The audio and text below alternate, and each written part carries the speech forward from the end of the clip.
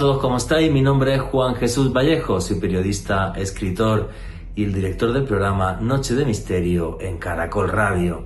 Si existe una meca de lo inexplicable, eso es la meseta de Giza en Egipto, que alberga 3 pirámides enormes que nos desafían desde hace miles de años. Y es que es muy difícil que podamos llegar a entenderlas. Porque, por ejemplo, la datación de la Gran Pirámide que supuestamente hizo Keops estaría en torno a hace unos 4.500 años de antigüedad. Sin embargo, las pruebas de carbono 14 que se hicieron de una vara de cedro que había en su interior nos arrojaron 3.300 a.C., o sea, un siglo y medio antes de que ni siquiera existiera el primer faraón. Pero si queremos echarle más polémica a todo esto, hace apenas un par de meses, un grupo de científicos italianos, utilizando unas pruebas de radar que son punteras en tecnología, descubrieron enormes estructuras subterráneas bajo la pirámide de Kefren, la segunda más grande del complejo. Se ha armado un revuelo tremendo en redes con esto, pero los hechos están ahí. Así que si queréis saber sobre esto y mucho más, no os perdáis el último podcast de Noche de Misterio en Caracol Radio, el misterio de las pirámides.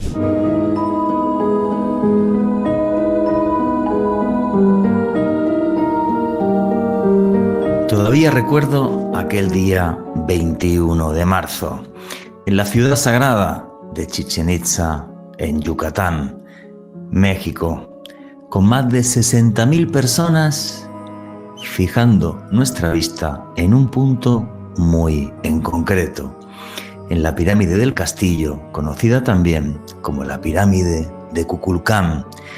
Y de repente, ante los ojos de 60.000 personas, se hizo el milagro.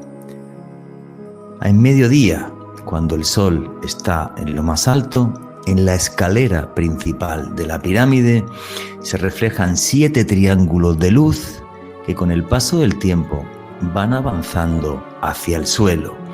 Al fondo, al final de esa escalinata, la cabeza enorme de una serpiente, dando la sensación de que es el mismísimo dios Kukulcán, el dios serpiente, que con forma de luz toca la tierra el día que empieza la primavera, el día 21 de marzo, bendiciendo la tierra y bendiciendo a todos los presentes. Cuando los antiguos mayas crearon la pirámide del Castillo o de Kukulcán, se hermanaron con las estrellas, porque la pirámide nos mide los equinoccios, haciendo que sea el mismísimo Dios el que viene a nuestro mundo. Pero, por ejemplo, cuando es el equinoccio de verano, el 21 de junio, solamente 2 caras de la pirámide estaban en luz y las otras 2 en total y absoluta sombra. Y el sumo sacerdote de Chichén Itzá subía a lo alto de la pirámide y gritaba: Kunku, el dios sol, está aquí con nosotros. La pirámide era y es un calendario en sí, algo que nos hermana con las estrellas, con los movimientos del sol, de la luna. Pero lo curioso de todo esto es que no hay solo pirámides en Chichén Itzá o en México. Hay otras pirámides en México que son fabulosas. La de Teotihuacán, que significa el lugar en el que los hombres se convirtieron en dioses, y una de sus pirámides, la pirámide mayor en Teotihuacán, también envuelta en otro gran misterio. ¿Por qué forraron los antiguos colonizadores de aquel lugar hace 2000 años? ¿Por qué forraron la pirámide de mica? Una mica, un mineral que fue traído desde Brasil, desde miles de kilómetros hasta muy cerca de la actual Ciudad de México, durante miles de kilómetros llevando ese mineral, la mica, que una de las propiedades que tiene es tremendamente curiosa. Es la de guardar o protegernos de enormes radiaciones. tenían los antiguos habitantes de aquel lugar el conocimiento también que les acercaba a lo que es la energía nuclear. ¿Y qué decir tiene si vamos a ver las grandes pirámides de Giza en Egipto? Las tres señalando al cinturón de Orión, las tres estrellas del cinturón de Orión sobre la faz de la Tierra. Unas pirámides que son enormes y que no tienen absolutamente ninguna inscripción que nos diga por qué se hicieron y para qué se construyeron. Pero sigamos caminando por el mundo. Por ejemplo, las pirámides en Caral, en Perú, la civilización más antigua de todo el continente americano. Hace 5.000 años también erigió pirámides para poder hablar con los dioses. Y ahora que he estado en Tailandia y en Camboya, buscando información para mis nuevos viajes de autor, exactamente igual. Me quedé súper sorprendido cuando estaba en la ciudad de Bangkok y vi por primera vez Wat Arum, el templo del amanecer, una enorme pirámide que también nos acerca a los dioses. Y si uno atraviesa la selva camboyana, exactamente igual, pirámides. Y si me voy más todavía al sudeste asiático, a la isla de Java en concreto, el misterio de los misterios, la pirámide de Gunung Padang. Según los estudios geológicos que se hicieron hace apenas unos meses, podría tener ni más ni menos que 30.000 años de antigüedad. ¿Me han escuchado bien?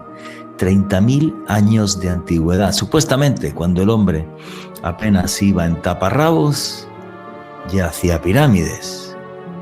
¿O no? ¿O es que los que hicieron esa pirámide no eran hombres que iban en taparrabos?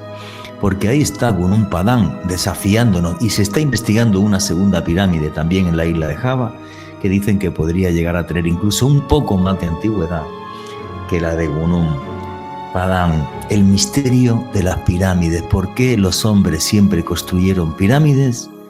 Para hermanarse con los dioses y para hermanarse con las estrellas, dejando todo un sendero de sitios arqueológicos que están repletos de magia y misterio, lugares que fueron de adoración religiosa y lugares que siguen muchos de ellos estando vivos en ese sentido. Lugares donde va la gente, por ejemplo, a hacer meditaciones para comunicarse con esos seres de las estrellas, para comunicarse con el más allá. En los viajes de autor que hago tengo la suerte yo tengo la gran pirámide de Giza, 2 horas en privado, y os aseguro que hacer dentro una meditación de 20 minutos es toda una epifanía. Y no lo que digo yo, sino la gente que me rodea, los viajeros que me acompañan cuando me comentan sus experiencias. No sé por qué los hombres se obsesionaron tanto con las pirámides. Yo sí estoy obsesionado con las pirámides y con su poder, porque estoy convencido de que realmente guardan todavía un gran secreto que no soy capaz de vislumbrar al 100%, pero un secreto que hace que nuestra alma y nuestro pensamiento trascienda mucho más allá de este mundo para llevarnos y para hacer que nuestro alma viaje por un mágico multiverso. Y ese es, creo yo, y esta es la clave. Las pirámides, que son el reflejo de las enseñanzas que nos dieron los antiguos dioses y que nos dicen que no estamos solos, que hay algo mucho más allá, que los límites de la realidad nos toca reescribirnos, y estos monumentos son capaces de abrir las puertas a ese inquietante más allá. Buenas noches, noctámbulos. Mi nombre es Juan Jesús Vallejo. Los que queráis seguirme en redes sociales, mi Twitter es @JuanGVallejo, Juan J.E. Vallejo. En Instagram y en Facebook, Juan Jesús Vallejo. Y esto es otro programa, otro podcast de Noche de Misterio. Y aquí lo que hacemos es periodismo de misterio. Nosotros os ponemos los hechos encima de la mesa y vosotros decidís qué hay detrás y qué no. Y aquí somos una gran familia, la familia del misterio. Y ya tenemos un numeral en Twitter para que todos nos pongáis vuestra opinión. ¿Qué os parece el secreto y el misterio de las pirámides? ¿Son realmente obras que nos ponen en contacto con antiguos dioses? La verdad que para mí sí. Sabéis que hago viajes de autor la segunda quincena de este mes de octubre del año 2025. Estaré haciendo un viaje de autor hasta Egipto, donde tendremos la suerte de hacer una de las cosas más hermosas que podemos hacer en la vida de los seres humanos, navegar por el corazón de África, por el río Nilo, empapándonos de la magia de unos templos que tienen miles de años y una magia que está intacta y que espero que cambie nuestras vidas. También caminaremos junto a la meseta de Giza, viendo las pirámides que parecen obra de gigantes o de seres de otros mundos. Y arrancamos ya sin más dilación. Alejandro Bernal, amigo compañero, ¿cómo estás? Muy bien, Juanje, un saludo para ti, también para todos los oyentes que en este momento sintonizan la señal en vivo de Caracol Radio, y desde luego un abrazo enorme para todas las personas que disfrutan de este contenido a través del podcast que publicamos cada semana en el canal de YouTube de Caracol Radio. Hoy, Juanje, hablando de una de las noticias más virales y más polémicas que se han suscitado en los últimos meses, la posibilidad de que existan vestigios de una posible ciudad subterránea debajo de la pirámide de Kefren. Vamos a hablar con un investigador español que estuvo en campo, que estuvo directamente realizando una serie de pesquisas, y vamos a estar analizando esta noticia desde diversos puntos de vista, Juanje. Efectivamente, si esto fuera cierto, bueno, a ver, los estudios científicos están ahí, ¿vale? Los estudios científicos nos están diciendo que debajo de Kefren, para la gente que no entienda esto, si uno llega a la meseta de Giza, justo en la ciudad del Cairo, si llegas a una meseta que está en el desierto, que es una meseta completamente de roca viva, y ahí están las tres grandes pirámides. No solamente están las tres grandes pirámides, está la Esfinge, hay unas pirámides pequeñitas que se las conoce como las pirámides de las princesas y demás, y justo ahí la segunda pirámide más grande, que es la pirámide de Kefren, que no había suscitado, digamos, tantas inquietudes en los investigadores porque no tiene por dentro además la complejidad que sí tiene la pirámide de Keops, ¿vale? Entonces, pues de repente un grupo de científicos ha hecho una serie de investigaciones y esto nos mostraría que bajo su suelo hay unas enormes columnas que tienen espirales. Luego vamos a contar toda esta noticia con más detalle en la entrevista que tenemos con un invitado muy especial. Pero lo más loco desde mi punto de vista de todo esto, bueno, son dos cosas. La primera es que si esto es cierto y se llegara a constatar, eso no lo han hecho los seres humanos, jamás hemos sido capaces de hacer algo ni meramente similar, ¿vale? Y luego que realmente debajo de Egipto hay un Egipto subterráneo que merecería la pena que pudiéramos investigar. ¿Quieres comentar algo, Alejandro Bernal? Sí, Juanje, y que aparte de lo que comentas nos demostraría no solamente que hay una parte de la historia que no ha sido contada, sino que muy probablemente hay vestigios, y me atrevería a decir que no solamente debajo de Egipto. Hace unos meses, Juanje, también compartíamos aquí con la gran familia del misterio en este espacio sobre la posibilidad de ciudades subterráneas o vestigios de las mismas en la Amazonía.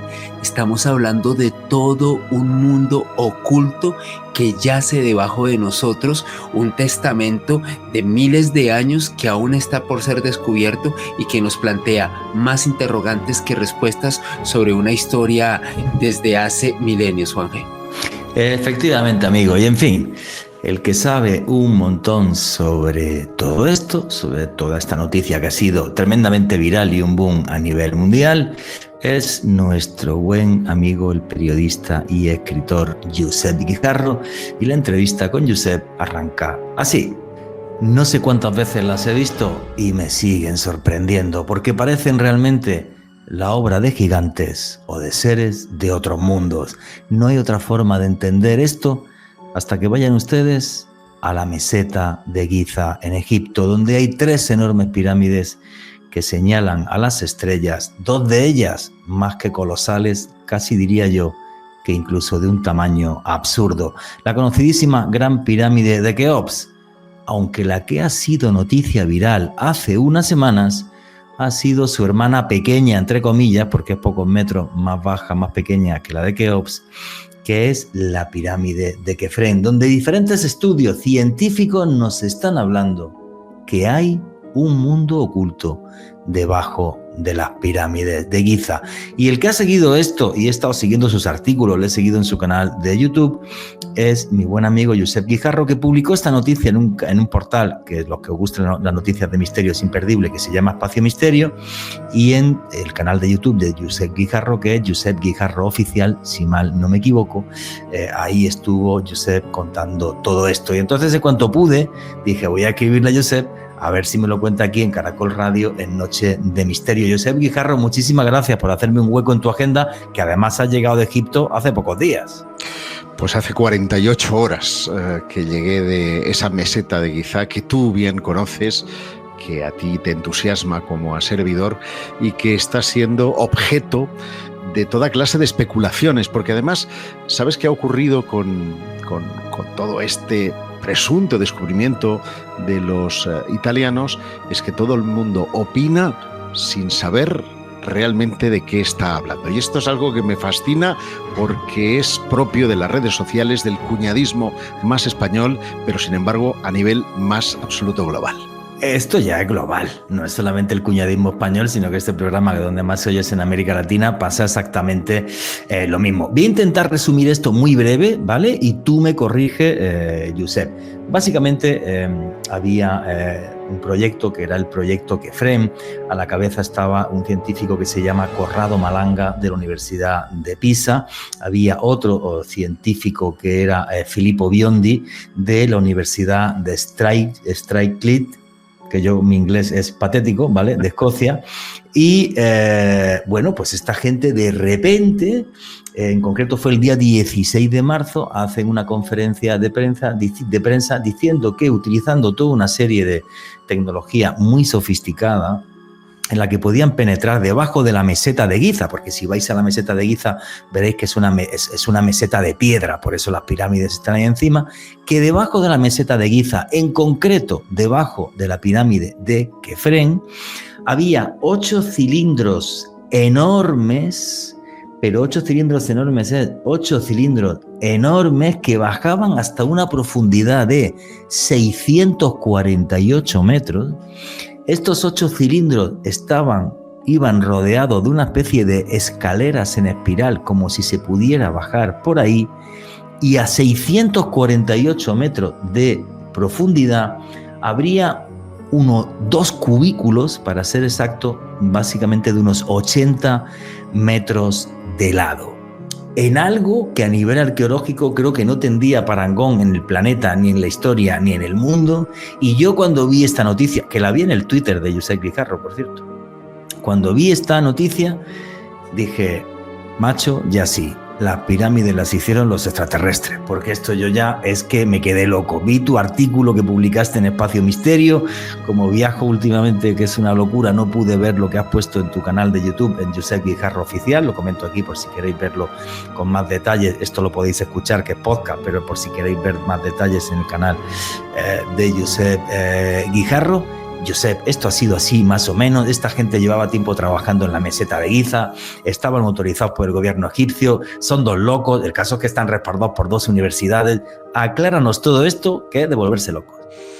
Bueno, yo empiezo a disparar y tú me interrumpes, porque si no podría estar aquí dando una charla no de 1 hora y cuarto, sino de 2 horas y media.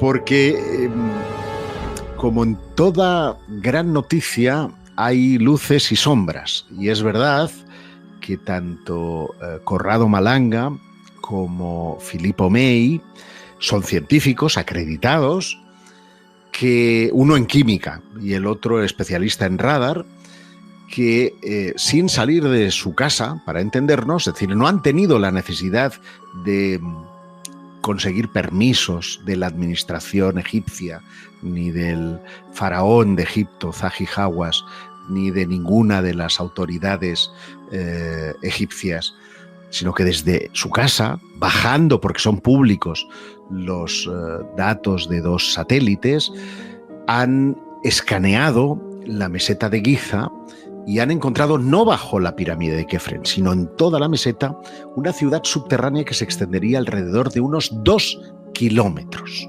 Esto es muy heavy, porque Nicole Cicciolo, que es como se llama la portavoz de este grupo, de este proyecto Kefren, decía horas antes de la presentación en Bolonia, frente a 1000 personas, hay que decir que en un ambiente de misterio, no en un ambiente académico, convocaron a la prensa, vinieron 4 gatos, como suele pasar cuando aparentemente la historia no es académica, sino más bien, vamos a ponerlo con muchas entre comillas, friki.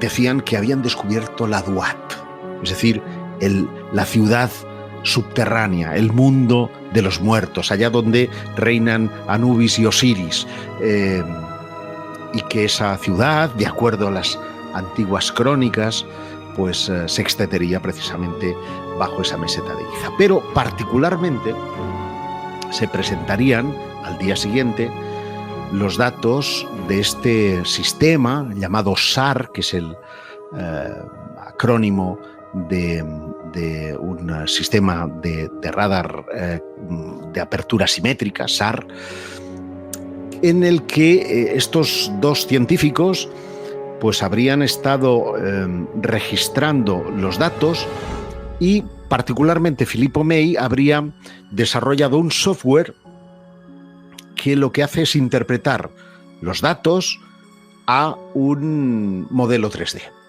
Y en ese modelo 3D se veían con una claridad pasmosa lo que ellos llaman ZED, que no es otra cosa que una estructura parecida a la Cámara del Rey, que tú bien conoces. Es decir, la Cámara del Rey de la Gran Pirámide de Keops es una habitación cuadrada, más bien rectangular, de granito rosa, de Asuán, sin inscripciones, con una pesadez abrumadora con respecto a la caliza que lo envuelve, y que por encima, para repartir el peso de la construcción, tiene como 5 cámaras de descarga que lo que hacen es repartir el peso hacia los laterales. De esa manera la pirámide no se derrumba y ha logrado pues perdurar en el tiempo, ¿no? Y lo que decían es que la de Kefren tenía 5 estructuras como estas a la altura del suelo. Es decir, hasta hoy la arqueología ortodoxa dice que la pirámide de Kefren no tiene habitaciones, no tiene estructuras en el interior de la pirámide. La única que se conoce, que además si has tenido la oportunidad de entrar, verás que pone Descoperto per Belcioni, en italiano, porque es un arqueólogo italiano decimonónico que fue quien descubrió la entrada después de bastantes penurias y de bastantes excavaciones para poder entrar a base de dinamita en el corazón de la pirámide. Como todas las pirámides de Egipto, sin excepción, bueno, mentira, hay una excepción, la pirámide roja. Todas tienen la tumba en una cripta que está excavada muchas veces debajo de la pirámide. Es decir, que las pirámides son estructuras pétreas sólidas, con excepción de la del Keops, que tiene 3, la Cámara del Rey, la Cámara de la Reina y la Cámara del Caos, que efectivamente estaría justo debajo, por no hablar de esa gran galería que es un prodigio de la arquitectura, y la pirámide roja en Dashur, que de alguna manera, dicen los egiptólogos, sirvió de modelo o sirvió de experimento para saber qué era posible erigir Keops. Pues lo que descubren son esas 5 estructuras, debajo de las cuales se extenderían 625 metros hacia abajo una suerte de pozos que estarían horadados, es decir, estaríamos hablando de estructuras artificiales como si tuvieran una especie de escalerilla que va bordeando hacia el inferior y, como tú referías, efectivamente hay una serie de cubos de 80 por 80 metros de lado horadados que acabarían en esa estructura. Eso es lo que saca en la interpretación del radar. A ver, que todo esto es muy loquísimo, ¿vale? Es una interpretación de radar, pero lo que estaba diciendo Josep Guijarro es que esta gente participó en proyectos anteriores, le está intentando vender esta tecnología a grandes compañías, por ejemplo, que buscan petróleo, gas y otro tipo de cosas, y yo no creo que esta gente sea tan tremendamente estúpida como para echarse encima a toda la prensa mundial y quedar como una panda de imbéciles, más porque están respaldados por dos universidades con las que colaboran y trabajan. Así que, bueno, señores, desde mi punto de vista, necesitaríamos investigar mucho más. El tema es, ¿va a dejar la arqueología oficial convencional que hagamos esto? Pues ya me hago apuestas con ustedes a que, por desgracia, no.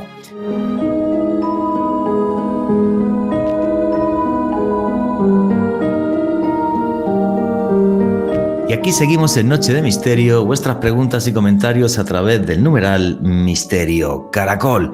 Y estábamos hablando con Josep Guijarro de cómo eran estas estructuras que se han encontrado debajo de la pirámide de Kefren. Y la entrevista con Josep continúa así. Cuando Conrado Malanga, y esto lo decía, yo me puse en contacto con Jean-Paul Boval, que, como bien sabes, está afincado en Málaga, es muy amigo de Philippe Homais y de Conrado Malanga. Él decía que algo hay de esta historia, que algo real. Todo el mundo sabe que debajo de la meseta de Giza hay estructuras subterráneas, esto es inequívoco.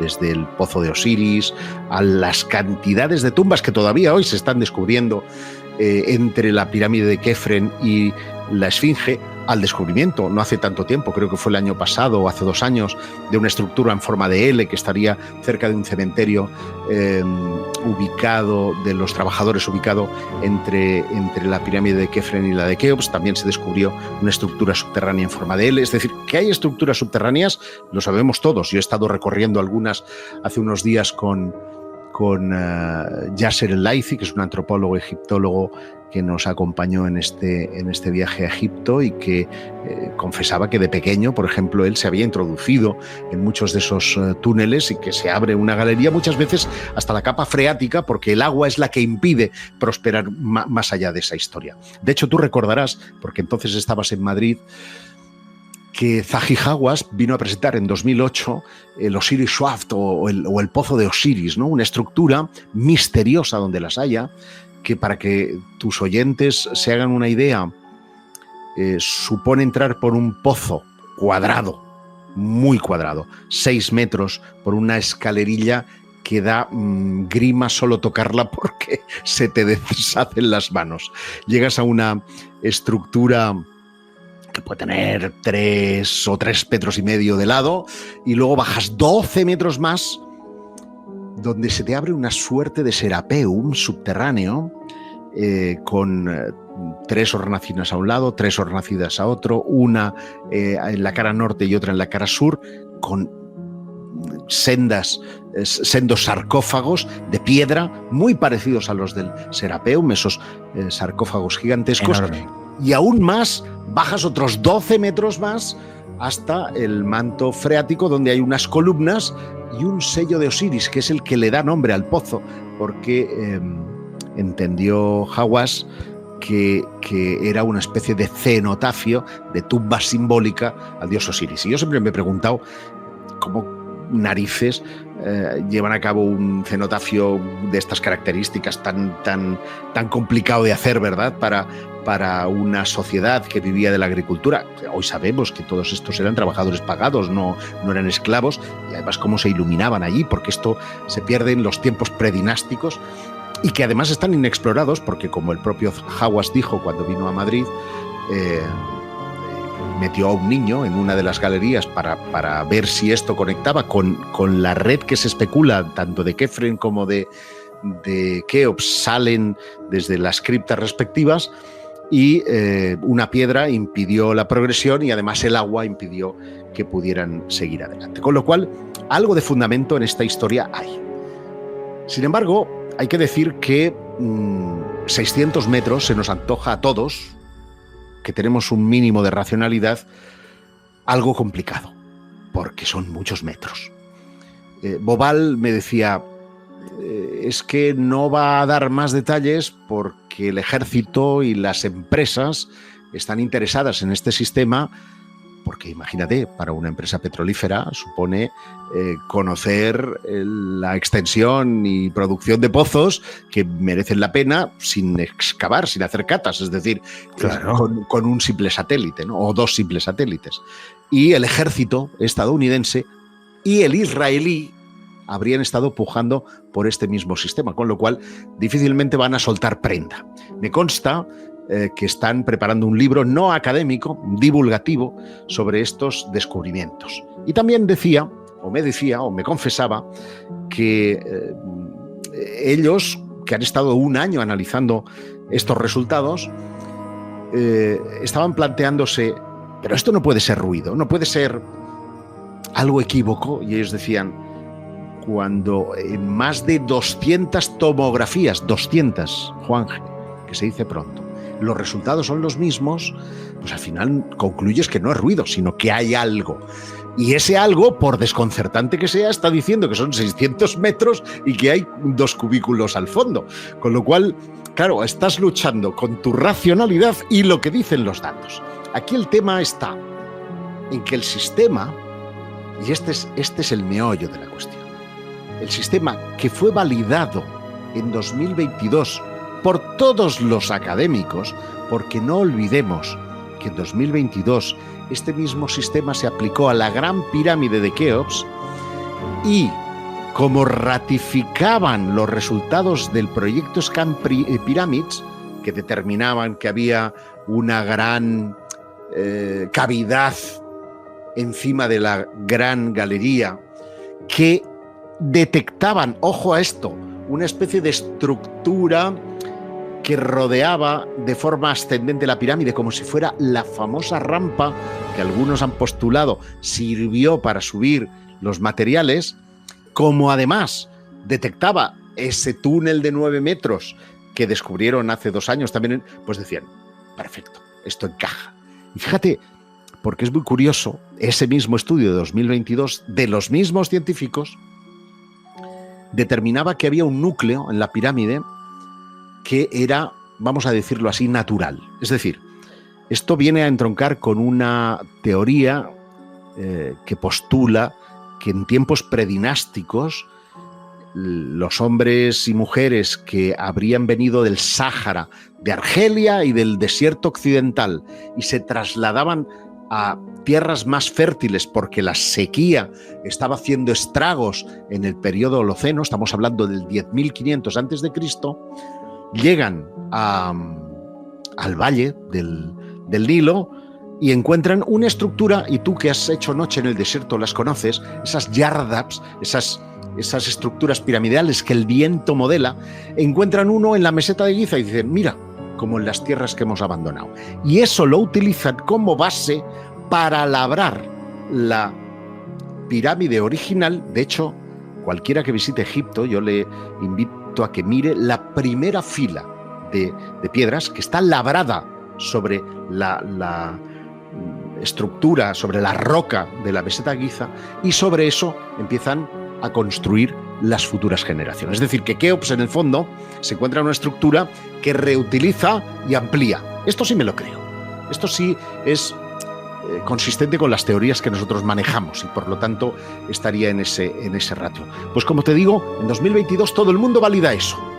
Pero amigo, cuando ahora en 2025 se nos dice que hay pozos de 625, el primero en alzar la voz ha sido Hawass diciendo, no tienen permiso, no tienen ni idea, no son académicos, son ufólogos. Sí, lo he estado leyendo en el artículo que publicaste en Espacio Misterio sobre esto. Pues claro, a ver, con una cosa así se iba a montar un escándalo mundial sí o sí, con detractores y con gente a favor. Pero la clave creo que tú la has resumido muy bien. Bueno, voy a dar varios puntos, ¿vale? Para que a la gente le quede en claro. La meseta de Giza es una roca, como estaba diciendo Josep. Y es cierto que se han encontrado un montón de, construcciones subterráneas, como este famoso pozo de Osiris, que yo no he estado dentro, yo no he tenido la suerte de poder entrar ahí, que es es un pozo al que entras, llegas a un primer nivel, luego llegas y bajas a otro y tal.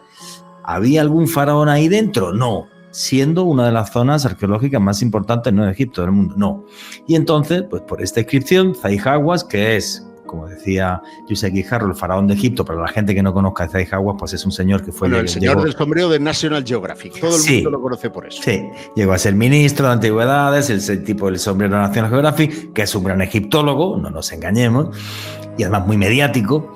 Y se le ocurre esto de es un cenotafio de Osiris, que desde el punto de vista también es una chorrada en el sentido de, a ver, no hay ningún texto ni nada que nos diga que había un lugar de adoración, una especie de cenotafio de Osiris, porque si uno recorre el Nilo y te vas hasta un templo que es el de Abidos, allí hay una estructura que es el Oseirión, que sí es un cenotafio de Osiris, que está donde supuestamente apareció la cabeza del dios Osiris después de ser descuartizado, y que es un sitio de adoración que está documentado desde hace miles de años.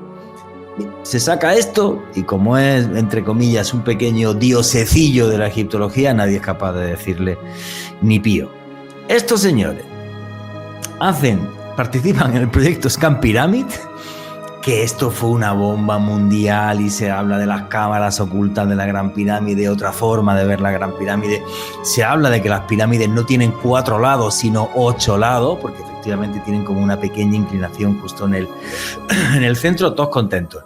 Llegan ahora y sacan esto, son ufólogos, hablan de marcianos y están chalados. A ver, un poquito de sensatez. Porque al final, y te escuché a ti, no me acuerdo dónde fue, que estabas diciendo, no, ya recuerdo, por cierto tuit de cierto personaje del que no voy a hablar, y tú respondías en redes sociales, a ver, que esto es la ciencia, esto es el conocimiento, hay una serie de datos, pues hablemos sobre esto, pero no te pongas a crucificar aquí a la gente. Si estos tipos le quieren vender esa tecnología al gobierno israelí, a los norteamericanos y sobre todo a las petroleras, no creo que sean tan huevones o tan estúpidos como para empezar a echarse tierra encima, porque estamos hablando de una cantidad de dinero interesante. Luego, no nos engañemos, hay una parte de la lógica que nos dice esto es imposible. 600 y pico metros, porque claro, cuando uno ve las imágenes que tú publicaste en tu tweet y que luego yo vi también en el portal, en Espacio Misterio, dije, es que a mí esto lo único que se me ocurre es que esto es una especie de máquina antidiluviana que no tenemos ni idea de cómo funcionaba y está ahí.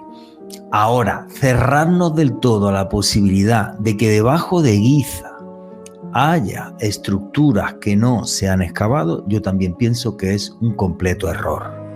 Habría que poner a esto sensatez. Si me permites, porque en el fondo, solamente explorando lo que es la antigua civilización egipcia, nos damos cuenta cómo sus fábulas más simbólicas tenían una consistencia en el mundo físico.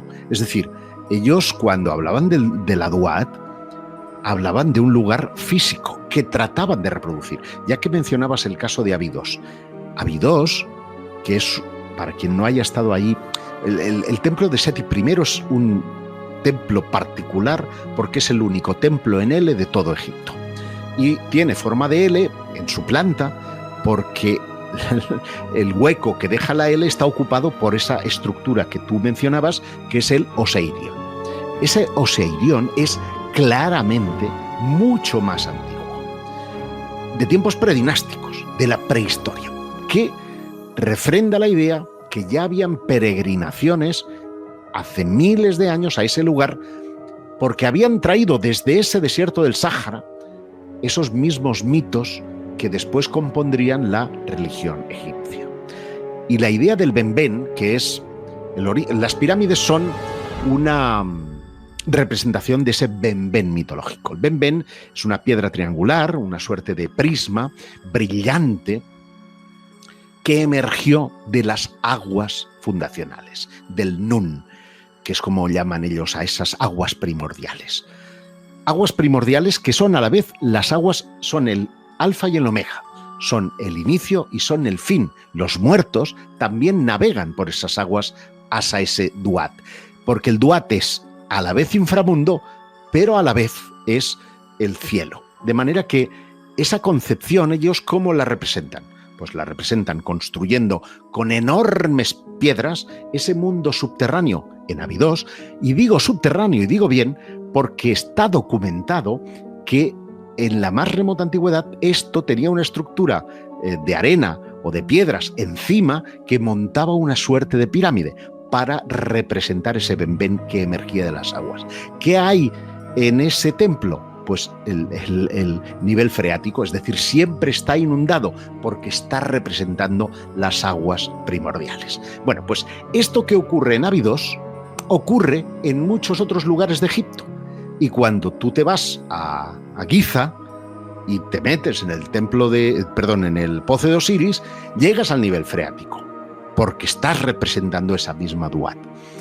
Y yo creo que la noticia ha explotado de una forma tan bestia, porque además habían insistentes rumores desde meses antes, desde contactados a analistas bíblicos, a incluso fundaciones que hablaban que el Salón de los Registros, preconizado por Edgar Cayce para que alrededor del año 2000 fuera descubierto, un Salón de los Registros que, de acuerdo a este profeta durmiente, estaría bajo la Esfinge de Giza y contendría un templo con los depósitos o los conocimientos de toda la humanidad, llegaría en estos tiempos en los que, y está previsto para 2026, hay una determinada alineación planetaria. Esto algunos contactados estadounidenses han estado dando la barrila en los meses previos diciendo que se iba a producir, y claro, cuando esto explota, han sido fundamentalmente los estadounidenses quienes han dicho: ¡wow! Tenía razón este contactado, tenía razón, y se está confirmando por este hallazgo que el Salón de los Registros está pronto a descubrirse. Bueno, estamos muy lejos de saber si las estructuras descubiertas por Malanga y por Filippo May son o no el Salón de los Registros. De momento tenemos evidencias que sí están de que hay algo debajo. Otra cosa es qué forma tienen, qué profundidad tienen. Si se puede validar el sistema, si se validaba para el 22, ¿por qué no se valida ahora? ¿Qué ha podido haber de alteración? Ojo, hay aquí un detalle importante, Juanje, y es: el muestreo ha sido conseguido gracias al paso de 2 satélites con una diferencia de 16 días entre ellos. De manera que hay una diferencia de angulación entre unos y otros, entre un satélite y el otro, en los datos que proporcionan. Pero es que además sucede que en ese lapso de 16 días se produjo un microterremoto, con lo cual podría haber alterado, podría haber amplificado la profundidad. Esto es un detalle no baladí. ¿Por qué? Porque en el estudio que yo tengo, que me hicieron llegar, yo veo que han hecho muestreos, por ejemplo, en volcanes. Y funciona, porque estás viendo las cámaras magmáticas, cómo las detectan perfectamente a profundidades de 60 y 70 metros. Es decir, ojo, esto no es como los egiptólogos dicen, no es que el LIDAR no alcanza más de 20 metros, que no es el LIDAR. No estamos hablando de un sistema láser que inspecciona, no, está, para que nos entiendan los oyentes de Caracol Radio, están examinando el sonido, es un sonograma del movimiento que genera un terremoto. Así como hay un ejemplo muy claro de los terremotos que percibió la misión InSight de la NASA en Marte, que percibió una serie de martemotos, pues no podemos llamarlos terremotos, serían martemotos, en los que el sonograma daba idea de la profundidad, epicentro, etcétera, etcétera. Pues aquí es exactamente igual, solo que este hombre ha desarrollado un software que interpreta esos datos en 3 dimensiones. Y amigo, las 3 dimensiones son absolutamente maravillosas, que diría Howard Carter. Efectivamente, 3 dimensiones que son maravillosas, pero yo quiero comentar varias cosas respecto a lo que has dicho. A ver, Edgar Cayce, el profeta durmiente, famosísimo, principios del siglo XX, el que profetiza que debajo de las patas de la Esfinge de Giza estaría una gran cámara en la que estarían todos los conocimientos del mundo antiguo, que en la mitología egipcia tienen también un montón de reflejos, como es el famoso libro de Tot, que tenía incluso la fórmula de la inmortalidad y todo esto. Ojo que cuando se hicieron pruebas de georradar hace ya décadas, demostraron que realmente debajo de las patas de la esfinge había una gran... Claro, sí, hay una gran oquedad, que sea natural o no, yo no lo sé, ¿vale? Porque no he estado ahí y hasta donde yo sé nadie ha bajado. Pero fíjate los detalles tan bonitos que has dado y de los misterios de la cultura egipcia. Cuando estabas hablando de ese mito de la piedra Benben, ¿qué es lo que puede reflejar el Oseirión, esta estructura en Abidos? ¿Qué es lo que puede reflejar también el pozo de Osiris? Hay que decirle a la gente que hace unas décadas, a mediados del siglo pasado, los científicos empezaron a hablar de una teoría que era la teoría de la panespermia, que es que en el hielo de un cometa llegase a la Tierra.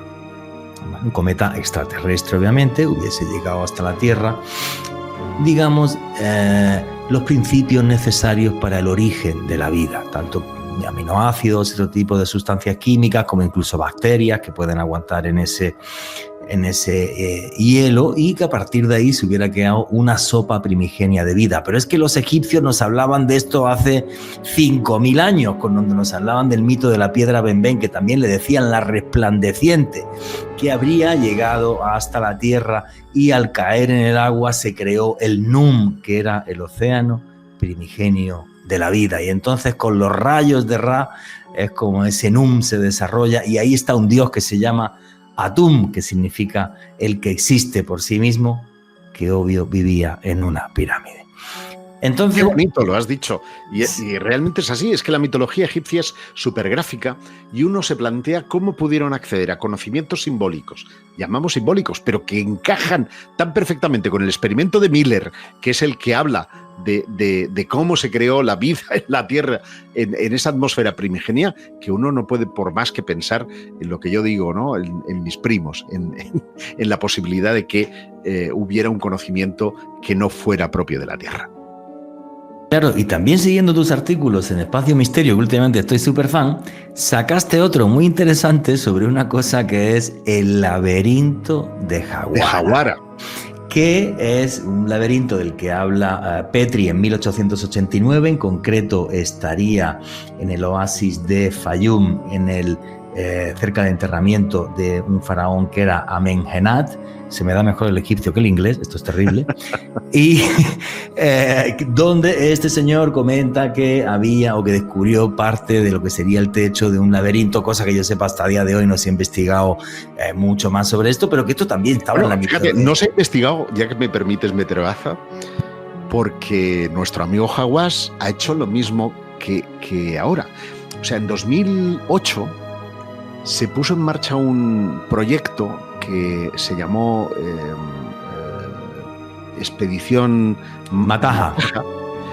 Gracias, sí, Mataha, que decía, no, lo que Petrie descubrió en realidad no son los cimientos, sino es el tejado del laberinto. Un laberinto que había sido visitado por el propio Heródoto y que decía hacía palidecer a las pirámides de Egipto. Imagínate qué grandiosidad. Hablamos de 3.000 habitaciones, de 12 pasillos, en fin, de una estructura gigantesca y subterránea que de nuevo estaría imitando esa idea de la Duat. Además estaría frente a una pirámide, que es la de Amenemhat III, un faraón de la 12 dinastía, que está ahí con sus grabados, con sus jeroglíficos en las paredes, en definitiva, con toda la información. Efectivamente, el laberinto de Jaguara.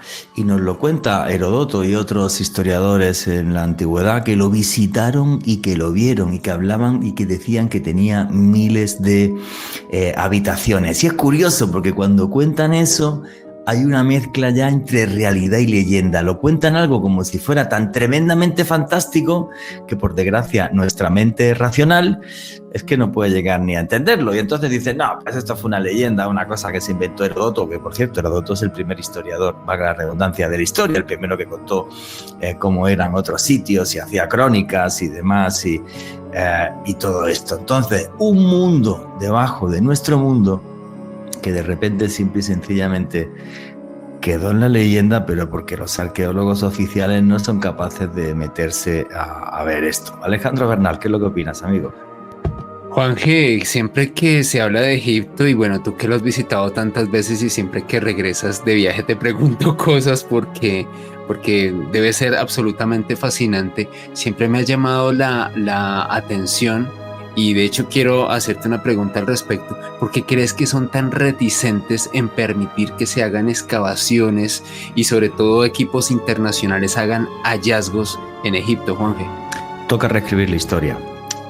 Toca reescribir la historia y luego se montan tremendas polémicas, como por ejemplo Zahi Hawass, que es este diosecillo que hay en Egipto, dijo, da igual, investiguen lo que quieran investigar en la Gran Pirámide de Keops, que no hay más nada.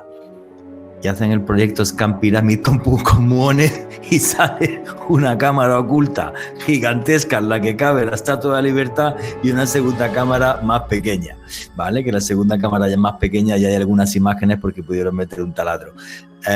Pero claro, entonces claro, él mismo pues se pilla los dedos, ¿vale? Entonces es tremendo y no van a permitir ni un carajo, ¿sabes? No van a permitir ni un carajo.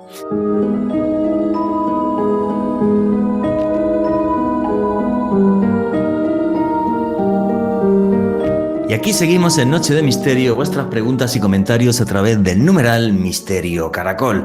Y estábamos entrevistando a Josep Guijarro y nos estaba hablando de cómo no es la primera vez en la historia de la arqueología egipcia que aparecen datos de enormes estructuras subterráneas, en concreto el laberinto de Jaguara, pero los arqueólogos miran para otro lado y se niegan a indagar ni a excavar. Y del laberinto de Jaguara están hasta los textos de Heródoto que refrendan su existencia. Pero señores, así son algunos arqueólogos, no podemos cambiar nada. Y la entrevista con Josep Guijarro continúa así. ¿Qué ocurre? De nuevo el agua. Y este no es un asunto baladí porque vuelven, los egipcios hacen esto con toda la intención, vuelven a estar reproduciendo esas aguas primordiales. Eligen los lugares por algo. Uno no pone una pirámide en donde le da la gana, elige el lugar de una forma metódica. Primero para aguantar el peso de una manera desde una perspectiva arquitectónica, pero luego también la simbólica, como ha ocurrido en los templos cristianos, en el mundo islámico, en todas partes se busca algo que haga que tenga el espíritu Loki, ¿no? el espíritu del lugar. Bueno, pues como el agua inunda todo aquello, la UNESCO dice, oye, que se va a estropear todo esto, tendríamos que hacer algo. Y sin embargo, Hawass de nuevo prohíbe, es más, echa del país a todos aquellos investigadores que tienen registros no invasivos y no permite excavar en el lugar, cuando tenemos ahí un pozo de sabiduría extraordinario. Yo puedo entender que en países, esto me he encontrado en Nicaragua, en Honduras, en México, que tienen muchísimo patrimonio y poco dinero para mantenerlo, deciden mantener bajo tierra esos hallazgos, pues a la espera de que un patrocinador, de que un mecenas decida excavar y los costos que supone el mantenimiento, conservación y poner en marcha una atracción turística sean repercutidos. Pero es que Egipto le sobrepasa. Es que tenemos sitios maravillosos que siguen estando absolutamente encerrados, casi como una idea de conspiración, porque todo aquello que de alguna manera permite reescribir la historia es precisamente aquello que es silenciado. ¿Qué pasó con Rudolf Gantenbrink? Que hago el paréntesis, aquel que descubrió que habían unas portezuelas en los canales de ventilación de la Cámara de la Reina, echado del país. ¿Qué ha ocurrido con Nicholas Reeves, que dijo, no, la tumba de Tutankamón podría no ser la tumba del faraón niño, sino la de Nefertiti, y en la cámara del rey, a la puta calle? Y así sucesivamente con todos y cada uno de las palabras de aquellos autores díscolos con el sistema, que además él no se corta y dice, es que hay un método, y el método es pasar primero por mí, y si yo autorizo, entonces vale, y si no, a la porra. Quizás la gente no lo entienda, pero es así de kafkiano y de heavy como ha desarrollado Josep Vicarro. O sea, Zahi Hawass es una especie de Dios todopoderoso, que ya no se dedica a la arqueología, vende viajes vende viajes, cuidado, pero sin embargo sigue teniendo muchísimo poder. Y vende viajes carísimos a gringos con muchísimo dinero, porque los viajes cuestan, o sea, una pasta, pero larga. El tema es el siguiente: no son capaces de enfrentarse a cualquier cosa que haga que podamos llegar a reescribir la historia. Y fijaros qué difícil es esto y hasta qué punto quizá los oyentes no sé si me entienden o no me entienden lo importante que es esto. La historia se reescribió hace 15 años, una cosa así, cuando se descubren los templos de Göbekli Tepe en Turquía, que Josep también ha estado allí, ¿vale? Porque de repente un señor que se llama Klaus Schmitz, que es un arqueólogo alemán, hace una serie de pruebas de carbono 14 en un sitio que no tenía supuestamente ningún interés y descubre que hay unos templos que tienen ni más ni menos que 12.000 años de antigüedad. Pero yo una vez viví una historia, en esto de reescribir la historia, por la redundancia, que no sé si esta te la he contado alguna vez o no, Josep, que me pareció muy heavy. Yo estuve entrevistando a Ruth Shadi, la arqueóloga peruana, que descubrió que las pirámides de Caral, en el Valle del Supe, tenían 5.000 años de antigüedad, lo que obligaba a reescribir la historia de América, ya que supuestamente no había civilización. Sería la cuna. Eso es, no había civilizaciones anteriores a la de Chavín de Huántar hace 3.500 años y a la Olmeca hace 3.500 años en México, Chavín de Huántar en Perú. Y cuando yo entrevisté a Ruth Shadi, fuera de cámara, para Televisión Española, me lloró y me dijo, me han hecho la vida imposible, no te puedes imaginar. Primero, triturándome y que todo esto estaba mal hecho y era falso y tal. Segundo, intentando robarme el descubrimiento cuando se dieron cuenta que ya las evidencias eran tales que es que era clarísimo, ¿vale?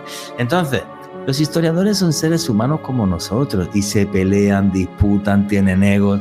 Son seres humanos y los seres humanos están llenos de imperfecciones. Lo que sí fastidia es, leche, ¿por qué no llevan un georradar ahora debajo e intentan moverse al lado de Kefren a ver si hay algo? No lo van a hacer. ¿Qué opinas? No, probablemente no lo vayan a hacer porque además en estos momentos el tema está muy delicado a nivel político con estos investigadores. Yo no sé si otros podrían obtener los permisos, pero desde luego que el proyecto Kefren tiene las puertas cerradas en Egipto in secula seculorum, de los siglos por los siglos, que se dice en latín. ¿Por qué? Pues porque precisamente han violado el precepto más importante de la administración de antigüedades de la meseta de Giza, que es: primero hay que comunicar los hallazgos a Hawass, en este caso a la autoridad de antigüedades, y a partir de ahí se decide qué hacer. ¿Por qué? Porque es verdad que Egipto, que es un país eminentemente agrícola todavía hoy, vive de dos recursos fundamentales. Del número uno, el turismo, y en el número 2, el canal de Suez. Esos son los dos ingresos fundamentales más importantes del país. ¿Qué ocurre? Que cada vez que hay un descenso, pues porque hay una guerra limítrofe, porque ellos están en paz, pero tienen ahí al lado a Gaza y a los israelíes pegándose bombas, o hay una pandemia de por medio, o hay una crisis económica, o hay un atentado en Sudán, estas cosas ayudan a: vamos a dar un descubrimiento, ¡pum! Y entonces vuelve el turismo. O otra forma de comerciar, y esto es más heavy, es vender descubrimientos a las universidades. Yo no sé si lo sabes, pero hay universidades que pagan para poder excavar en Egipto y de esta manera ellos tienen garantizado un determinado descubrimiento que se llevan a sus vitrinas. Es así como funciona la ciencia. No pongamos la idea de que qué romántico, qué bien por la humanidad y el conocimiento. No, esto es el vil metal. Y esto funciona en el turismo, y funciona en lo académico, y funciona en lo político, y funciona en todos los ámbitos de la vida, porque los seres humanos son codiciosos por naturaleza. Sí, eso no va a cambiar. Los seres humanos somos codiciosos. Yo tengo un pariente mío, no voy a decir ahora quién, porque vaya que alguien lo relacione, pero es un científico bastante conocido en España y tal, y que con cierta repercusión internacional. Y me decía, he tenido compañeros que en cuanto entran en la carrera del Nobel, ya a partir del día siguiente, si son 2 los nominados, se llevan a matarse. Pero a matarse, pues es que es verdad, somos humanos y esto no va a cambiar. Pero a ver, Josep, tú ves esta noticia, sacas ese vídeo en tu canal de YouTube, Josep Guijarro Oficial, para aquellos que queráis verlo. ¿Qué opinas de estos tipos? ¿Se les ha ido la olla? ¿Se han confundido con el microterremoto este que hubo, pero aún así están eufóricos y han dicho, Dios mío, hemos descubierto la mayor máquina extraterrestre que podíamos tener delante? ¿Es realmente algo, el antiguo Amenti, el inframundo que está ahí delante de nuestros ojos y no podemos tocarlo? ¿Qué opina Josep Guijarro? A mí hay muchas cosas que me chirrían, tengo que ser sincero. Y no porque, como hizo National Geographic, que les desacreditó por su pasado, hay que decir que Corrado Malanga fue el responsable científico del Centro Ufológico Nacional de Italia, una institución liderada por nuestro común amigo Roberto Pinotti, y que acabó bastante mal con él porque ha trabajado en el mundo de las abducciones, de los secuestros extraterrestres, es decir, que podría decir que existe un determinado sesgo. Pero National Geographic no dice que Malanga tiene más de 50 artículos científicos sobre química publicados, por lo tanto es también un científico serio. Es decir, ¿tú puedes ser científico serio y creer en Dios? Pues yo creo que sí. ¿Puedes ser científico serio y creer en los extraterrestres? A ver, como yo sí. soy Newton. Newton, que se dedicó toda la vida a buscar cuándo era la fecha exacta del fin del mundo. Te iba a decir, yo soy una persona seria, pero soy del Atleti. ¿Entiendes? Nadie es perfecto, tío. O sea, soy del Atleti. Y lo peor es que tengo un apartamento al lado del Bernabéu. ¿Entiendes? O sea, efectivamente. O sea, una cosa no quita la otra. Que el tipo pues precisamente por eso yo soy de los que pienso que no les desacredita su pasado, sus aficiones o sus creencias. Pero, sin embargo, sí hay errores metodológicos. Porque si tú te miras el trabajo de 2022, es un trabajo, está revisado por pares, con una revista que tiene una buena calificación dentro del ratio de las revisiones y que, a pesar de que yo he detectado algunos fallos, porque hablan de la pirámide como hecha de granito, cuando no es granito, es piedra caliza, lo cierto es que se tomaron molestias, es un estudio bien planteado, de principio a fin, comparando con otros hallazgos, con referencias a otros estudios, en fin, lo que es un estudio científico. En esta ocasión no han hecho eso. Se han ido a un congreso muy New Age a Bolonia a presentar los resultados frente a 1000 personas que de egiptología entenderían lo mínimo, pero que de la mente y el rollo, conexiones Edgar Cayce, etcétera, esto les vibra total. Abro paréntesis. Mark Lehner, que este sí es de verdad un poco el Indiana Jones, es uno de los egiptólogos más prestigiosos del mundo, y el propio Zahi Hawass, durante su juventud, fueron becados por la Fundación Edgar Cayce en sus estudios. Entonces, ninguno hizo ascos a ese dinero. ¿Por qué? Pues porque la Fundación estaba convencida que en torno al año 2000, de acuerdo a los pronósticos del profeta durmiente, tenía que ser descubierta bajo la Esfinge de Giza esa estructura subterránea en el que se albergaría ese templo de los registros, y ellos pues dieron rienda suelta a la imaginación y a poner la mano para poder excavar sin ningún tipo de reparo. Es más, Llegó el año 2000 y las autoridades egipcias, que prepararon un concierto de Jean-Michel Jarre en la meseta de Giza, que planeaban proyectar toda una serie de imágenes, querían coronar la Gran Pirámide con un piramidión dorado, ¿vale? Con un helicóptero, bueno, la cosa era súper efectista y al final quedó en la mitad porque los más puristas dijeron que se iban a proyectar imágenes masónicas, que se iba a dar un sentido impropio a eso que en el fondo era preparar el gran advenimiento. ¿Quién estaba detrás de esa historia? La Fundación Edgar Cayce. Y ahí sí tragaron todos, porque había pasta, ¿vale? Lo que hablamos. Estos son exclusivas que os voy un poco filtrando, ¿no? Pero yo estoy convencido de que debajo de Kefren hay algo, que debajo de Keops hay algo y que debajo de Mykerinos también hay algo, que esas tres pirámides y la Esfinge están conectadas subterráneamente. No sé decirte si a 600 metros, porque no soy ni ingeniero ni físico, así aparentemente a mí me rechina, porque me parece que es una profundidad que no está al alcance de las técnicas que en esa época quienes poblaran la meseta tenían al alcance. Estamos hablando solo acorde a la historiografía oficial, que la antigüedad de Keops estaría en torno al 2730 a.C., por lo tanto no habían herramientas más que de cobre, no existía la polea, no existía la rueda, las cuerdas eran trenzadas de, lo diré, esparto, cualquier papiro del Nilo, es decir, y se hacía todo con rampas y trineos. Mira, me resulta casi más difícil creer en eso que en que hayan estructuras de una civilización anterior. Ya no te voy a decir de extraterrestres, que es lo que les da miedo a todos estos académicos, de alguna civilización más desarrollada que nos legó esto, que no sabemos qué es, que sorprendió a los hombres antiguos y dijeron, hay que culminar. Y culminaron haciendo una gigantesca estructura que sigue siendo la última de las 7 maravillas de la antigüedad que se mantiene en pie.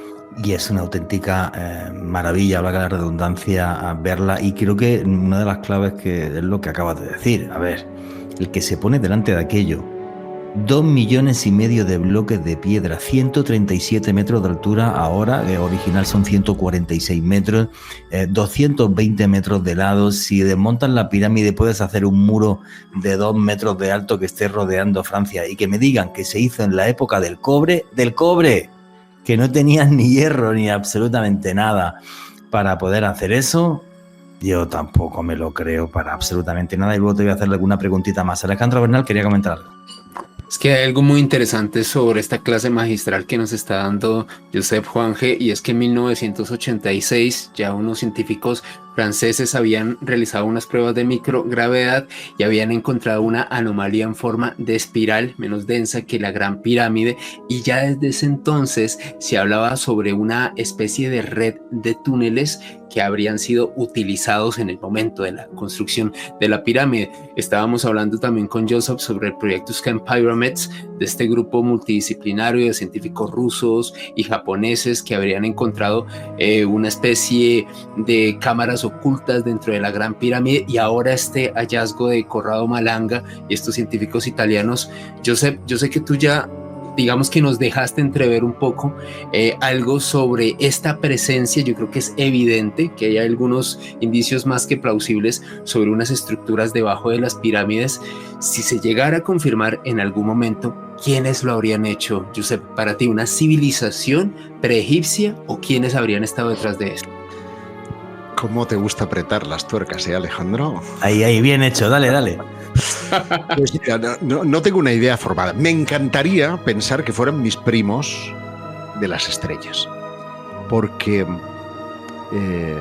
te lo justifico. Las grandes pirámides, a mi juicio, no son tumbas.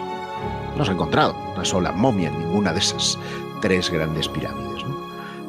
Y sin embargo, todas ellas sí guardan una relación estelar extraordinaria, especialmente con la constelación de Orión, que para el tiempo en el que habrían sido erigidas, las 3 estrellas del cinturón estarían alineadas en el 10.500 a.C. Es decir, que existiría una correlación astronómica que además viene completada por la Esfinge, un cuerpo de león, con garras de león, con cola de león y cara de Kefren, una cara de Kefren mucho más pequeña, que evidencia que ha sido moldeada posteriormente para tener ese aspecto y que probablemente fuera un león. ¿Por qué? Pues porque el día 21 de marzo, el solsticio, cuando empieza la primavera, el sol emerge entre los ojos de este guardián del Génesis y a sus espaldas desaparece la constelación de Leo, un león. Por lo tanto, hay una correlación astronómica. Y estamos hablando de la Esfinge y de 3 pirámides que suponen pues tres generaciones, poco más de 3 generaciones de familiares, y eso supone una planificación. Es decir, en los tiempos de Snofru, que es el abuelo de Keops, se tiene que empezar a proyectar no la pirámide, sino toda la estructura de las 3 pirámides y la Esfinge, porque es una planificación a gran escala. No estás construyendo una tumba, estás construyendo un simbolismo que te remite a las estrellas. Y esto es lo que a mí me hace pensar en que hay una especie de contacto, de conexión con algo que vino de las estrellas o que tiene una conexión estelar. Por demás, hay que decir que ¿cuánto crees que pudieron tardar en erigir esos 2,5 millones que decía Juan G? Tuvieron que amontonar esas piedras, teniendo en cuenta que Herodoto dijo que tardaron 30 años. Desgraciados los catalanes, que llevan más de un siglo erigiendo la Sagrada Familia y no la han terminado, imagínate. 30 años para erigir 2,5 millones de bloques de piedra, algunos de ellos de más de 100 toneladas de peso, que hay que elevar a 147 metros de altura, con rampas y trineos, sin animales de tiro, solamente con la fuerza humana. Es un prodigio que supondría colocar una piedra cada 7 segundos. Y esto implica tallar, transportar, elevar y colocar con precisión cada uno de esos bloques de piedra. A mí, que no soy de mates, no me encaja. No me encaja en absoluto. Por lo tanto, no creo que ninguna civilización anterior tuviera esa capacidad técnica. Y por eso abro la posibilidad a que mis primos de arriba fueran quienes, como mínimo, ayudaran en su construcción. A ver, es que la descripción que acaba de hacer Josep Guijarro es brutal. Y si alguna vez habéis estado delante de la Gran Pirámide, lo puedes entender. 220 metros de lado. 146 metros, 137 mide ahora después de perder el piramidón. Pero es que es muy grandísima, muy enorme.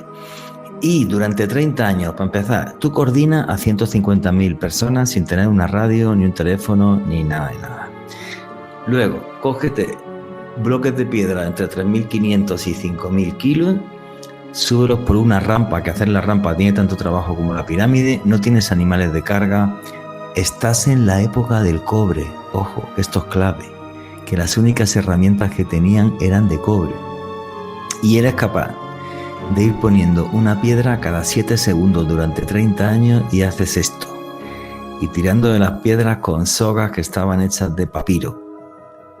Vamos, o sea, mira, me creo antes lo de los extraterrestres. Lamento mucho, pero es que me cuadra mucho más. O sea, es una locura. O sea, jamás el hombre ha construido nada ni mínimamente similar. Y es que es muy antiguo. ¿Qué opinas, Alejandro?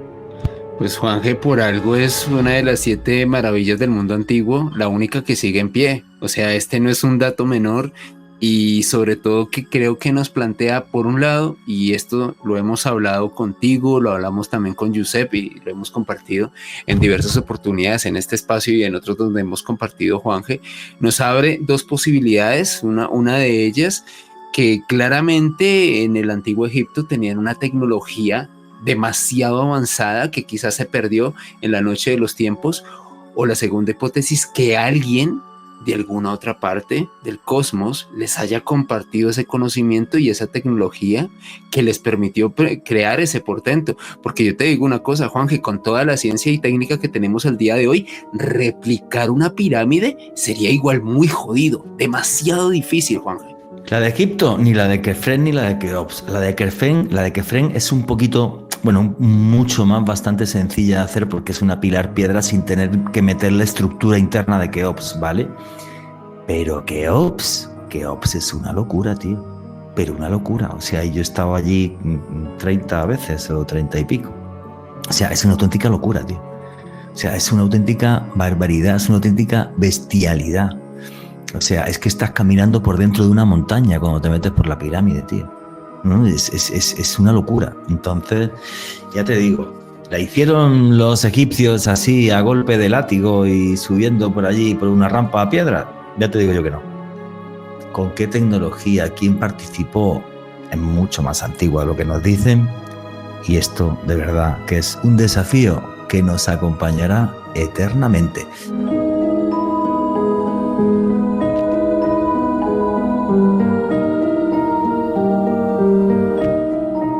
Y aquí seguimos en Noche de Misterio, vuestras preguntas y comentarios a través del numeral Misterio Caracol. Y estábamos hablando con Josep Guijarro que la dificultad técnica de hacer la gran pirámide de Keops es algo que nos sigue desafiando desde el comienzo de los tiempos, porque ni siquiera está claro en qué momento de la historia se construyó esa pirámide. Y la entrevista con Josep continúa así. A ver, lo que está diciendo Josep, claro, lo importante que es que hay que estar delante de la pirámide, de esos 2,5 millones de bloques de piedra.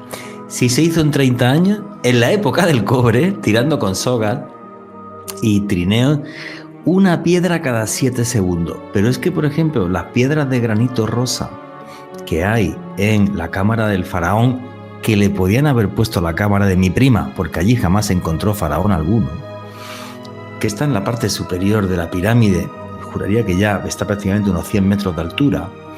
¿Cómo subes esas piedras ahí, que algunas son las que pasan los 100 toneladas que dice Josep Guijarro que pasa? Traídas las piedras de 1000 kilómetros al sur, que está la ciudad de Asuán. Entonces, no, a mí no me entra en el cerebro bajo ningún concepto que se hiciera con una tecnología convencional de hace miles de años. Aquí el tema es el siguiente. ¿Habría una posibilidad B, de la que te quiero preguntar, que no hayan sido nuestros primos de las estrellas, pero que nuestros primos de las estrellas hubieran compartido miles de años atrás un territorio común en el que hubieran vivido con los hombres, que hubo un tipo que llamó la Atlántida, que hay otros que hablan del Amentá, la tierra de los antepasados dentro de la misma cultura egipcia, y que un pequeño grupo de sabios hubiera sobrevivido a un cataclismo, y ese pequeño grupo de sabios, que eran humanos, pero que incluso se podían hacer pasar por dioses por manejar ese tipo de tecnología, hubiera hecho esto. ¿Eso entra en la cabeza de Josep Guijarro? ¿O no? Por supuesto que entra, y es una posibilidad que no se puede desbaratar y que entroncaría con esa idea que tú también conoces, porque has estado en Abidos y conoces el canon de Turín, que es el de los Shamshuhor.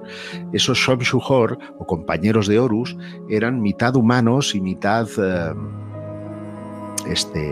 dioses, animales o dioses. En realidad es semidios, ¿no? Que es muy curioso porque en el fondo, y esto nos llevaría a replantear muchas cosas del fenómeno ovni o del fenómeno contacto vinculado con los ovnis, lo digo en el sentido en el que los compañeros de Horus vienen a ser o vienen a reproducir la idea de Jesús y los apóstoles. Es decir, Horus nace de una madre virgen, que es Isis. muere y resucita. Además, tiene 12 compañeros de Horus. Es decir, de alguna manera hay un libro de Llugar y Pujol que se llama 3.500 años, Jesús 3.500 años antes de Cristo, que es muy divertido, porque en el fondo si tú te vas al templo de... El templo Edfu. El templo de Edfu, en una de las capillas laterales tienes toda esa historia que estoy narrando con pelos y señales. Es decir, esa idea que los contactados desde el otro lado nos dicen que influyeron en nuestras creencias viene produciéndose desde la más remota antigüedad en la humanidad. Lo cual significa que esos mitos, sea en la Atlántida, sea en esos mundos maravillosos de Lemuria, etcétera, vienen a perpetuar una larga tradición oral que seguramente esté encerrando alguna clave, algún conocimiento que hoy solo podemos imaginar y que encajamos en esa idea de extraterrestre, de la Atlántida o de alguna civilización anterior más desarrollada. Claro que es plausible, pero el problema es que sin una evidencia empírica, la ciencia jamás lo va a reconocer. Es más, cuando algún científico se ha aproximado mínimamente a esa idea, pues se le desacredita, se le dice que si los marcianos, que si no sé qué. ¿Por qué? Porque ya no sé si es por pereza, si es por interés, si es por acreditar, como tú decías, por acreditarse el descubrimiento, pero en el fondo es estigmatizado y eso es algo que me parece terrible. Sí, claro, el dogmatismo de la ciencia, tantísimas veces criticado, ¿no? Cuando yo creo que no hay nada más hermoso que el pensamiento crítico, hay que seguir un método, pero lo que creo que es un error es que nos cerremos a evidencias, a pruebas, o que, por ejemplo, lo que hablábamos antes, está ahí el laberinto de Jaguara, esto es el techo de algo muy extraño, ni lo toques. O sea, ¿es en serio, tío? O sea, es que parece de chiste. Yo una de las cosas que comento cuando voy siempre a Egipto es, por encima del enigma tecnológico de las pirámides, que es una barbaridad, sobre todo el de Keops es una barbaridad, siempre digo, tanto esfuerzo tuvo que ser por una razón muy, muy importante. Está claro que, y hay estudios que lo demuestran desde Robert Bauval y tal, que las 3 pirámides, Keops, Kefren y Miquerinos, corresponderían en tamaño, forma y posición sobre la Tierra, representarían la constelación de Orión, representarían el cinturón de Orión, perdón, para ser exacto. Y además, si uno ve fotografías aéreas de Giza, es lo que estaba diciendo antes Josep Guijarro. Esto no fue que se murió Keops, ponme aquí la pirámide, se murió Kefren, ponme aquí la pirámide. Se nota claramente, si ves una fotografía aérea de Giza, que es un plan preconcebido para contarnos algo. Y esto ya es una pregunta para hacerte, creo que tomando un whisky más que a esta hora de la tarde. ¿Qué crees tú que nos quieren contar las pirámides, Josep? ¿Nos quieren contar algo? Pues probablemente nos quieran contar no solamente las pirámides, yo creo que la mayoría de monumentos, sobre todo del Imperio Antiguo, porque aquí hay que distinguir algo que es algo que no hemos hecho y conviene hacer. Que de los 3.000 años de historia de Egipto, desde Menes hasta los Ptolomeos, que son los últimos faraones ya del periodo grecorromano, el periodo, para mí hay 2 periodos muy, muy significativos que son el Imperio Antiguo y el periodo de Tele el Amarna, la revolución monoteísta, que viene además precedida de un avistamiento, vamos a llamarlo así, del rey Akenatón. Pero no voy a hablar de Akenatón, quiero concentrarme en el tema que tú significabas, que es el de las pirámides. ¿Por qué? ¿Para qué este tremendo esfuerzo? Sin duda querían representar algo, o se lo encontraron hecho, porque, como antes insinuaba, es muy probable que hubieran estructuras sobre las que esos faraones de la Cuarta Dinastía empezaran a erigir sobre esas estructuras primigenias.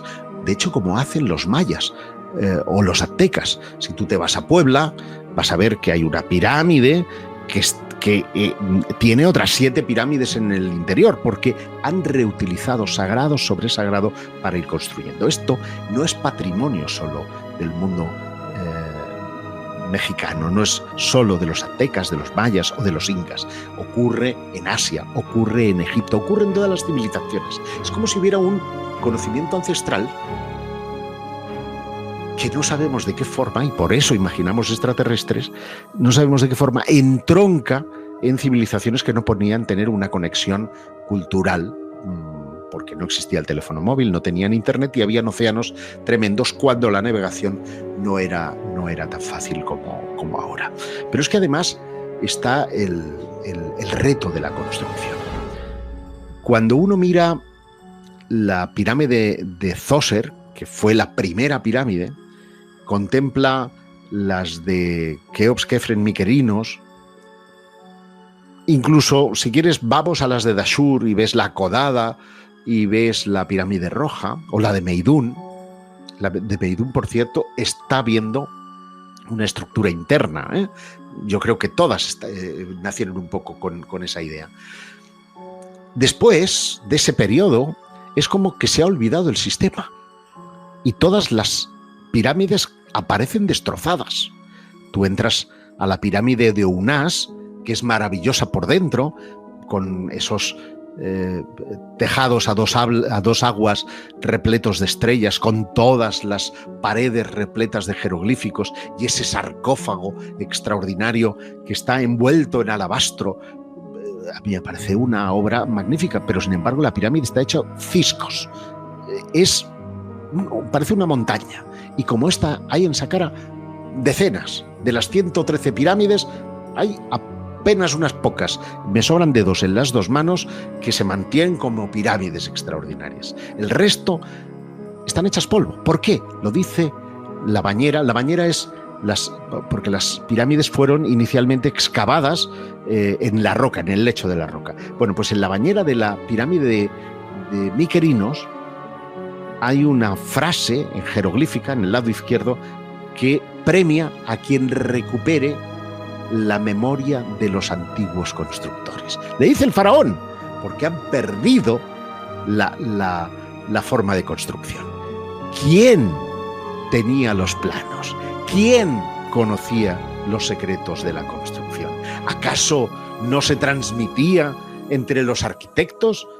Imhotep fue elevado a los altares por erigir esa pirámide de Zoser. Pirámide de Zoser, que no lo hemos dicho, también tiene su subterráneo, 2 kilómetros de subterráneos que envuelven, que están parcialmente excavados porque también están hechos ciscos, que llegan al manto freático y que cuando tú estás en el lado norte ves una estatua del faraón Zoser mirando por unos agujeritos a las estrellas circumpolares. Y justo enfrente, machacadas, porque no aprecian nada el patrimonio, tienen ahí un montón de piedras delante que pisan los turistas y no se dan cuenta que están repletas de estrellas.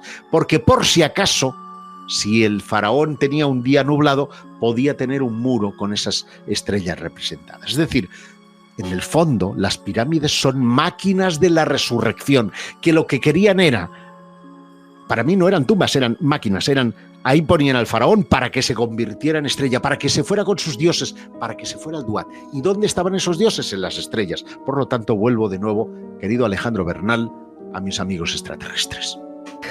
Es que yo no tengo otra forma de entenderlo, que las pirámides sean un teléfono para hablar con los dioses. Un teléfono que no sabemos a día de hoy utilizar, pero a fin y a cuentas, y un teléfono. Ahí, mira, una de las cosas que estaba diciendo Josep, que esto creo que es clave, ¿no? Estamos hablando de la cuarta dinastía, hace casi 5.000 años, en la época del cobre. Hacen esta auténtica barbaridades. Y me hace mucha gracia cuando dicen los arqueólogos, no, la economía en aquella época hizo posible que miles de personas trabajaran y no sé qué y tacatá. Y yo digo, ¿y la economía cuando Ramsés II o el Imperio Nuevo, que tuvieron un esplendor económico que hizo incluso que Egipto pudiera convertirse en una potencia e ir conquistando países que llegaron hasta Grecia y conquistaron parte de Grecia? Y en esa época hacían un agujero en la piedra ahí, ¿vale? En el Valle de los Reyes y chao pescado. Yo no lo entiendo. A mí no me entra en la cabeza. Y es normal. Y a nosotros nos pueden decir friki con cariño o con odio, da exactamente igual. Pero sí es normal que hablemos de seres de otro mundo, Josep. Y yo cuando vi lo que pusiste en Twitter y me metí a leer los artículos que publicaste en Espacio Misterio sobre esto, dije, pues me dirán friki o me dirán chalao, pero aquí hay un conocimiento, hay algo que se me escapa, ¿vale? Que a lo mejor estos señores, las columnas no llegan a 600 metros y tal, historias, pero sí hay un montón de indicios que nos hablan de esos mundos subterráneos que están ahí, de una tecnología que se perdió, de una tecnología que se abandonó, y luego de monumentos que reflejan constelaciones y que reflejan estrellas sobre la faz de la Tierra, y tú lo sabes, y hasta en los textos de las pirámides de la quinta dinastía, las que tienen textos y tal historia, se habla del viaje del alma del faraón, de su cuerpo de luz hasta el Duat, que es el cinturón de Orión, y allí el dios Osiris le recibirá. No lo digo yo, está escrito en los textos de las pirámides. Alejandro Bernal, ¿quería hacerle alguna pregunta? Sí, Juanje, es que en el año 2018, científicos de la Universidad ITMO de San Petersburgo, en Rusia, plantearon la posibilidad de que la Gran Pirámide de Giza pudiese ser un condensador de energía electromagnética. Estamos hablando de la posibilidad de que haya una gran red de estructuras debajo de las pirámides. Josep, ¿tú crees que quizás estas posibles estructuras subterráneas serían una especie de circuitos que complementarían un condensador de estas características? Mira, yo he seguido con mucho interés la obra de Christopher Dan, por ejemplo, ¿no? Ingenierías del Antiguo Egipto, las de Daniken, que fueron las primeras en leer, ¿no? De las bombillas de Dendera, ahora recientemente con esto del proyecto Kephren, con estas estructuras de forma espiral que descienden hasta el corazón de la Tierra. Uno no puede imaginar sino esas estructuras orgonitas que imaginó William Reich con la energía orgónica. Pero yo siempre he dicho que si efectivamente fuera así, que no lo sé si es así o no, ¿dónde cojones están los cables? Es decir, estamos asumiendo que efectivamente hay pues eso, una energía o que fueron condensadores, pero para cualquiera que trabaje con la electricidad sabe que para trasladar eso es necesario un cable, sea de cobre o sea de un material, me da igual, pero que en cualquier caso transmita la energía, transmita la electricidad. Y no se ha encontrado ni uno. Tenemos OPARs para dar y vender, desde el disco de Sabu a los jarrones que han sido perforados podría meter mi dedo y sin embargo luego digamos son huecos por su interior de una forma abultada, el pájaro de Saqqara, hay estructuras que te hacen estallar la cabeza, como el Serapeum también en Saqqara, la momificación de animales, la utilización de falsas momias. Es decir, hay cosas que a uno le explotan la cabeza y sin necesidad de acudir precisamente a fórmulas tan imaginativas como el tema de la condensación, de la energía. Yo creo que esto forma parte más de la ciencia ficción que de lo plausible, ¿no? Porque al menos a mí se me escapa, porque no he visto todavía representado ningún generador en ninguno de los jeroglíficos. Fíjate que hay un tema que es muy curioso. Cuando salió el estudio de que está hablando Alejandro Bernal, de esos científicos rusos, y sacaban una serie de imágenes donde se veía cómo la energía electromagnética, digamos que se depositaba sobre todo en las tres cámaras y en la base de la pirámide, a mí me pareció algo muy curioso, porque efectivamente, como dice Josep Guijarro, cables, hasta donde yo sé, no se han encontrado. Pero ojo, que es verdad, y tú lo estás diciendo, en la Cámara del Rey, ese granito que está permanentemente húmedo de la condensación es un material piezoeléctrico. Es decir, las estructuras encajarían, de acuerdo al estudio, a lo que él decía. Pero para mí, yo creo que a veces pueden darse cosas por casualidad, y yo creo que esa es una de las se dan por casualidad. Es como la latitud y longitud de la pirámide resulta que dan, y es cierto, lo puedes comprobar metiéndolo en el Google Maps, la velocidad de la luz en el vacío. Y dices, ostras, pues hombre, entiendo que es por casualidad. ¿Por qué? Porque aunque la hubieran diseñado así, la velocidad de la luz no podía ser conocida por quienes erigieron supuestamente la pirámide, si no tendríamos que volver a imaginar extraterrestres. Es decir, y la latitud y longitud es acorde a ahora nuestros patrones geográficos, no cuando se construye la pirámide. Es decir, hay cosas, el número pi, pues tiene que estar forzosamente, porque cualquier estructura que tenga un triángulo tiene pi, por lo tanto tiene que estar ahí inserto. Hay muchas cosas que se pueden resolver haciendo un ejercicio únicamente racional, otros son más enigmáticos, ¿no? A mí el hecho de que, por ejemplo, Dixon y Howard Weiss consiguieran hacer descender por ese canal de ventilación las famosas reliquias Dixon, esa bola y ese gancho de cobre y un trocito de marfil que supuestamente pues engarzaba esos objetos que no sabíamos qué uso podían tener, permitió datar muchos años después la pirámide, porque resulta que curiosamente, como si fuera esto una conspiración, se habían extraviado durante más de medio siglo hasta que aparecieron en una universidad, en una caja de puros. Bueno, pues he hecho el análisis de carbono 14 de ese marfil, pues da como resultante 600 años antes del nacimiento de Keops. ¿Quién encargó la pirámide? A ver, es que esa es buena, ¿eh? Que de ese trocito de madera de cedro que sacaron ahí, las reliquias de Dixon y tal, se hiciera una prueba de carbono 14, que es los únicos objetos que se han encontrado dentro de la pirámide. La bola de piedra, el gancho y tal, un gancho metálico, que salga a 3300 a.C., cuando ni siquiera estaba el primer faraón Kernarmer, esa es buena, ¿eh? O sea, ahí se la han metido bien, ¿vale? Entonces es cuando falla la prueba del carbono 14. Sí. La contaminación, sí, claro. Sí, claro, estaba en la caja de puros y la nicotina hizo que no sé qué. Entonces, no lo sé. Y es normal que Egipto haga que nos vuele la imaginación, por eso, porque vemos cosas que se nos antojan imposibles, que de repente se hacen reales y las tenemos delante de los ojos. Y eso me parece una auténtica maravilla. Y Egipto es un país que nos hace soñar, porque fíjate tú que has intentado ser racional y has acabado diciendo que las pirámides son máquinas ni más ni menos que para resucitar el alma del faraón. Y es que Egipto tiene eso. Tiene poesía, tiene magia, tiene misterio, un misterio que es eterno. La última pregunta ya para cerrar y dejarte tranquilo. Josep, ¿por qué Egipto siempre será el foco del misterio en la arqueología? Le demos la vuelta que le demos.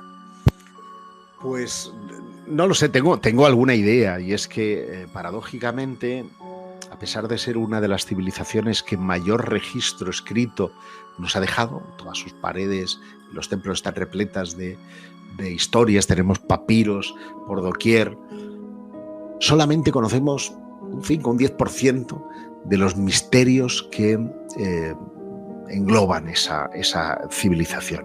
Y el hecho de que cada persona que visita Egipto por primera vez, y ya no por las pirámides, citabas a Ramsés II,